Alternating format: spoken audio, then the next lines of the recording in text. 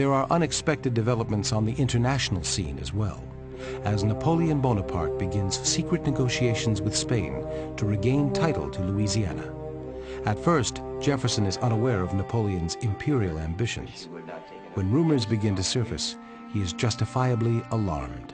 The major concern for Jefferson and other Republicans, in fact for all Americans, was that a strong European power at the mouth of the Mississippi could have a devastating effect on the future of the country.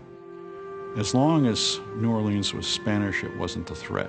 And when Napoleon threatens to establish through his Western design, which would include the Mississippi Valley as kind of a breadbasket for his French possessions in the West Indies, and controls commerce through the Mississippi, Americans knew each other well enough to know that their cousins on the west of the Appalachians would come to terms with the French and would secede from the United States.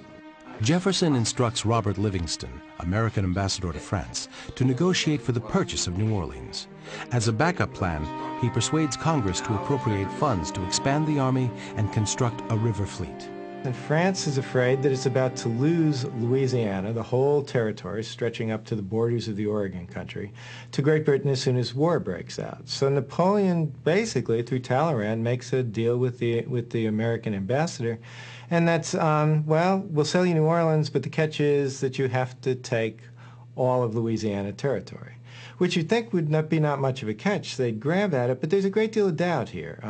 Not that Jefferson is afraid of getting Louisiana, because he wants the land for future agricultural expansion, but he doesn't think the president has the authority to acquire a large tract of land from a foreign country without the permission of Congress.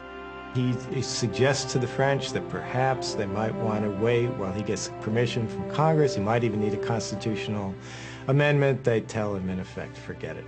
You either take it now or you lose it. They take it now. The United States buys Louisiana territory. And the last part of it is they don't know exactly what they bought, because the boundaries of this are not very clear. And the price tag for this vast expanse of territory? 80 million francs, $15 million in U.S. currency. Virtually all parts of the country were enthusiastic.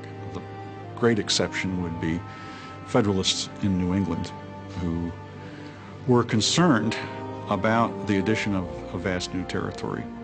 And the fear in New England was not only that they were losing power because they were being outnumbered, but then a nation or a union of agricultural states with their own peculiar interests would be at odds with the commercial interests of New England, would be perhaps hostile to that strong Anglo-American connection that they had cultivated over the years.